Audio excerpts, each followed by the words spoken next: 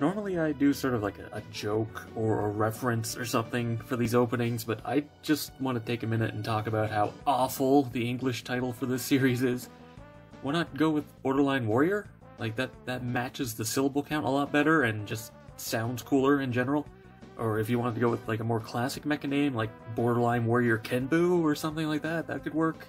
Warrior at the Borderline is the worst possible way they could have worded that. It sounds so jank.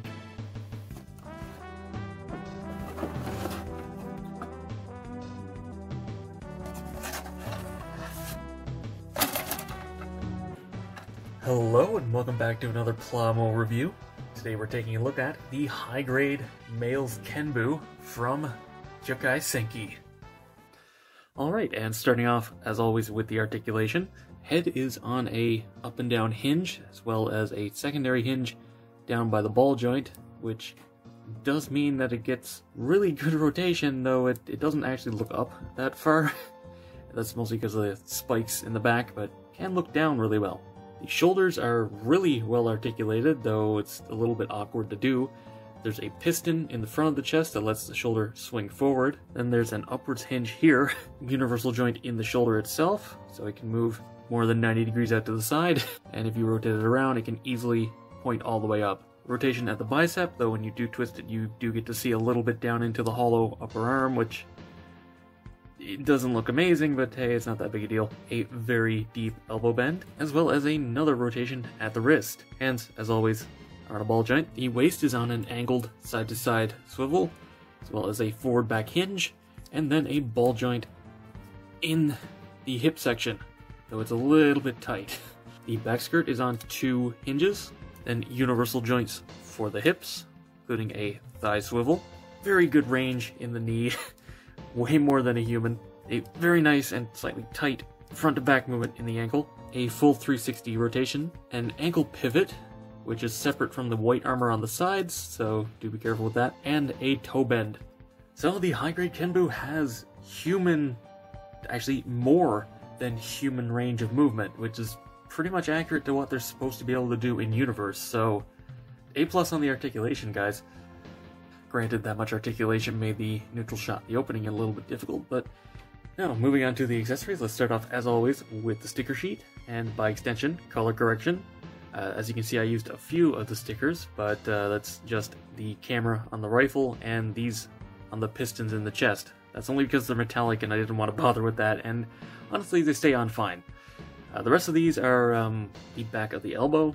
The big dark gray ones are the inside of the shoulder, which is ugh. And then the rest, these ones up here on the shoulder, and yeah, this is a bunch of yellow on the back skirt, the hip, and these little triangles are on the ankle. Now, looking at the sticker sheet, you'd be like, oh, that's, I mean, it's not amazing, but it's not that bad. Fortunately, there's so much, like, light gray missing on this that they could have made a whole new runner for it.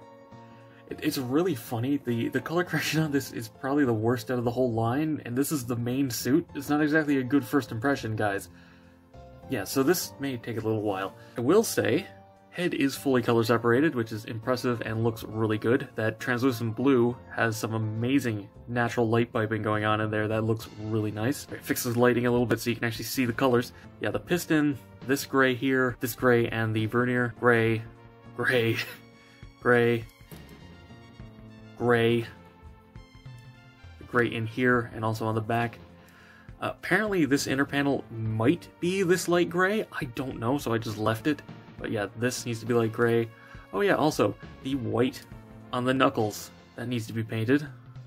And the little bit of gray on the back of the hand. The gray on the inside of the hips here. All this stuff in around and down on this little bit, that needs to be painted. The yellow needs to be painted. The yellow on the back of this needs to be painted, though thankfully the rest of it is color separated. The dark gray on the inside of the leg here, as well as the light gray strip running around the ankle, and then the yellow here. So yeah, if you want this to be fully color separated, it's a lot more work than you would think at first. But then you have to keep in mind you have to paint the white on all of the hands, as well as the back of the sword. Yeah, it's a lot of work that goes into this if you want it fully color correct, though to be fair, most of the stuff that's missing that doesn't include stickers is pretty minimal, and you wouldn't really notice, especially the light gray. I had to specifically look at like 7 different images to try and figure out what all the light gray was, and I still managed to miss some of it, so it's not that big a deal. But speaking of the hands, you do get 2 nice dynamic splayed hands, which look really, really good. These are some of the best splayed hands I've ever seen, to be honest, though it may be helped by the actual design. Then you get 2 holding hands, which also double as closed fists. And yeah, you have to share the back caps with these. A little bit annoying, but not that big a deal. And yeah, you have to paint the white on these as well. And finally, you do get a trigger finger hand, and the problem with this is half of it's white. So not only do you have to paint the little bit of white on this thumb, you also need to paint the gray on this half, including around the wrist, the back of the hand as usual, the top of these knuckles, the finger, and then, you know, more stuff if you wanted to look good. So, yeah, I kind of feel like they should have done a slightly better job with the hands. Granted, yeah, it's a high grade, and these are high grade sized hands, but still, come on guys, you could have done a slightly better job than this. Now, aside from the hands, you do get this little backpack piece, which has 2 arms on it, which are articulated, and this just pegs back here, and thankfully it doesn't scrape against anything. And honestly, pretty minimal, doesn't get in the way, doesn't look bad, it's fine. Now, what you put on the backpack is the heat sword, and yeah, they only give you 1, so I'm not painting this orange. And yeah, you have to paint that white. Oh well. But they just sit on the back. It's actually a pretty secure connection, they don't come off or anything. And also the assault rifle, or whatever you want to call this. It's basically a giant scar, thinking about it, but yeah, it's just literally 2 pieces of plastic and a sticker for a camera.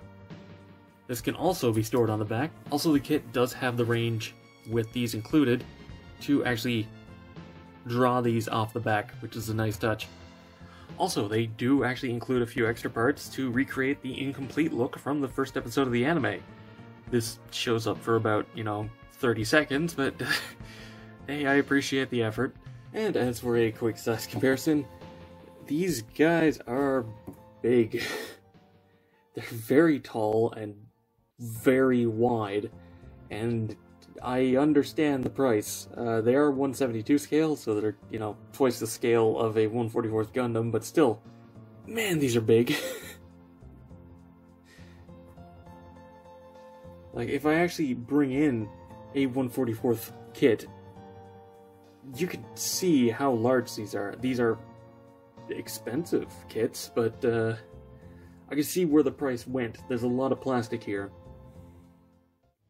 So, to wrap this review up, the Kenbu is a very nice kit, aside from the stupid amount of paint that you have to put into it. Really, that's my only complaint, is just they should have done better color separation, especially for the price. I can understand some of the grays not being there, but yeah, the yellow should have been fully color separated at least. Especially since, like I said earlier, looking at all the other suits in the line, color separation seems a lot better than this, so it seems weird that the main suit would suffer from it. That said, if you don't care about it being fully color accurate, or if you don't mind painting, this is a very good kit, and I do recommend getting it. These Kyoukai Senki kits are a little bit on the expensive side, but as far as I'm concerned, it's worth it. Anyway, that's all for this review. Be sure to let me know what you think down in the comments below. Give the video a thumbs up if you enjoyed it, helps a lot. Subscribe and hit the bell for future reviews. Go follow me on Twitter for updates, and consider supporting me on Patreon so I can keep making reviews just like this one. And as always, until next time, happy building.